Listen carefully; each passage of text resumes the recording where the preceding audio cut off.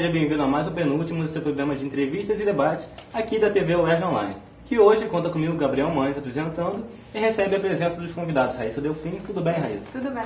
E de Vitor França. Tudo bem, Vitor? Tudo bem. Bom, hoje o tema do programa será sobre violência infantil, mais especificamente sobre pais que passam dos limites na hora de educar seus filhos. Alguns dias atrás ocorreu um caso muito forte, por sinal, em Mato Grosso do Sul, na capital de Campo Grande, onde um pai, após a filha ter não passado dos limites, mas foi uma coisa tão banal que ela tirou um adesivo, tirou um imã da geladeira, e o pai se irritou com isso e acabou espancando fortemente a criança. E o pai foi detido. Vocês acompanharam esse caso? Eu vi o caso, sim. E o que vocês acharam? Não, achei sem necessidade, né, a forma como ele agrediu a filha dele por uma coisa tão banal, né? Se ele ficasse tão sentido com aquilo, ele poderia sentar, conversar com a filha, explicar que aquilo não se faz, mas não agredir uma criança a ponto de conseguirem pegar essa agressão corporal que ele fez, a ponto de deixar marcas na filha, né? Até porque sempre é bom começar pela comunicação, pelo diálogo, porque esse é o ponto inicial e não partir direto para a agressão. Então esse pai, Exatamente. no caso do Mato Grosso do Sul, em Campo Grande, ele deveria começar no diálogo e não... E mesmo assim, Fazer mesmo essa se ele tragédia. partisse para agressão, tinha que ser uma agressão... Não agressão, né? Não uma agressão, apenas para educar, não uma Isso. agressão para ferir Correto. a criança.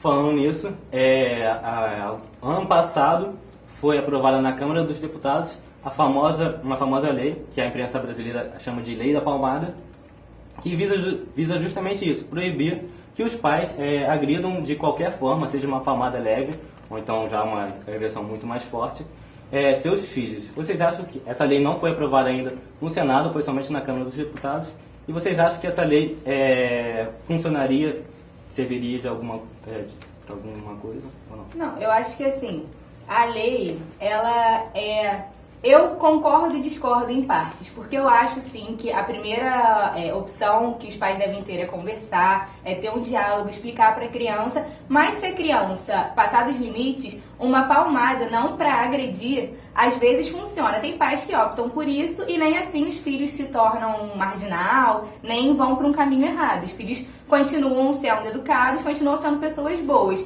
E eu acho que já existe a lei, né, que agressão corporal já é um crime, e se eles extrapolarem já tem algo que vá puni-los por isso. No caso, seria até o que a gente estava discutindo antes do programa ir ao ar, é que o Estado vem tentar entrar na família de modo desnecessário, porque já existe lei para o crime.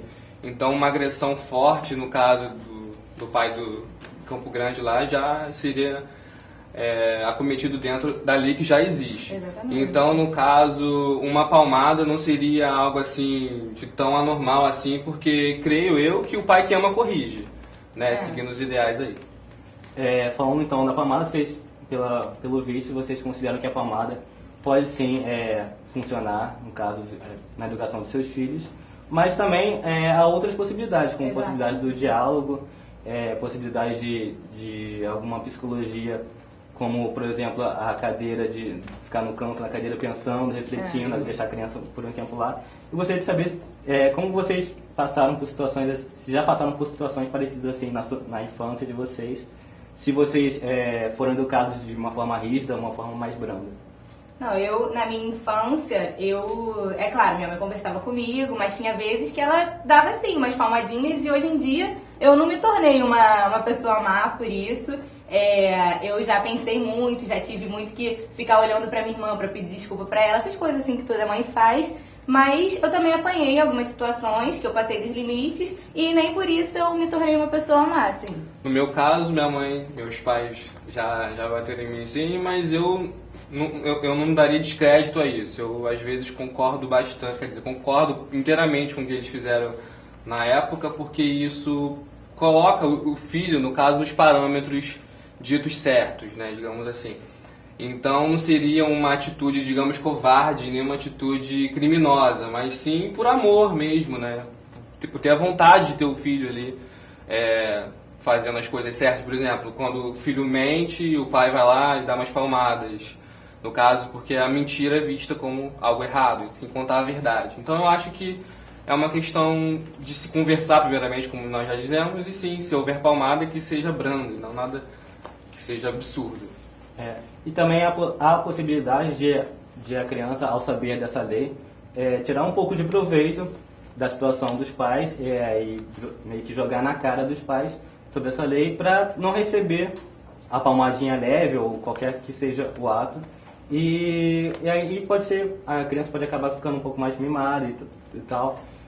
Vocês consideram que isso pode ser justo, esse debate assim, da criança interferir conhecendo a lei? Eu acho que muitas crianças já entram com uma chantagem mais emocional quando os pais não querem deixar elas fazerem o que é da vontade delas. Os pais vão brigar, e se os pais batem, tem muitas crianças que já têm consciência da lei e acabam falando, não faz isso porque tem uma lei, eu vou te processar, que tem muita gente que hoje em dia fala que vai processar todo mundo por tudo, né?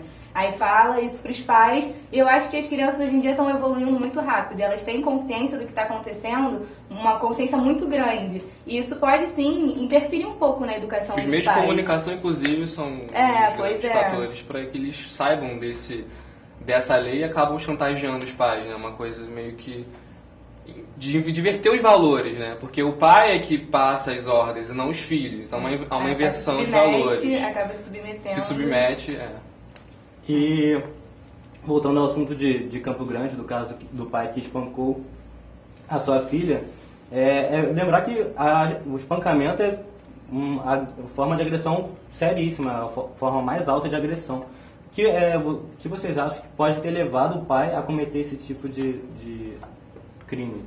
Eu acho que nada que a filha fez justifica o pai ter agredido ela. Eu acho que ele já deve ser uma pessoa agressiva e sem paciência para ter feito isso com a criança. Porque nenhuma atitude da criança justifica. E ele mesmo falou que ele espancou a filha porque ela tirou um imã da geladeira. Se ele mesmo assumiu isso, então ele já deve ter um histórico assim, de agressividade, de violência. Ou ainda, na própria família dele de origem, ele pode ter sofrido uma agressão e quer passar para os filhos também. E vai criando uma história de agressões. E o pai um dia ou 2 dias depois, foi solto. A justiça concedeu uma liminar, porque ele não poderia pagar a fiança. E isso já chega a um outro problema, né? Da justiça não ser tão rígida, eficaz e rígida, com casos que atormentam a população brasileira completamente. Né? Porque o caso dessa menina foi agressão corporal mesmo, foi um crime que já existe, que ele cometeu e mesmo assim, por ele não ter dinheiro para pagar a pena, ele foi solto, que muitas vezes não acontece. Ele não tem dinheiro, ele teria que continuar preso até eles decidirem o que fazer com esse homem, né? Até porque ele vai continuar morando com a filha, ele não vai perder a guarda da filha, pelo que eu li da reportagem, e no caso, se a filha se comportar mal de novo, é capaz que ele cometa o mesmo erro. No caso, é bem interessante assim, a gente frisar que se houvesse um acompanhamento com os pais, sei lá, na escola, enfim, em que os pais fossem incitados a que dialogassem com os seus filhos, eu acho que isso talvez não aconteceria, mesmo com o histórico que a gente está supondo que ele tenha tido de agressão familiar quando ele era criança, enfim. Eu acho que os psicólogos, os pedagogos nas escolas poderiam incitar esses projetos, né? Até porque os pais podem ter passado por isso, né? E como é que eles vão aceitar uma nova situação que é que não pode bater se eles também já sofreram isso? Até porque na época a gente não tinha esse bombardeio informacional de hoje, né? Exatamente. Bem, a gente vai terminar um debate por aqui. Eu gostaria de agradecer a presença de Raíssa e de Vitor pela ilustre participação, pelos comentários muito pertinentes. Muito obrigado. A gente fica por aqui e até uma próxima conexão.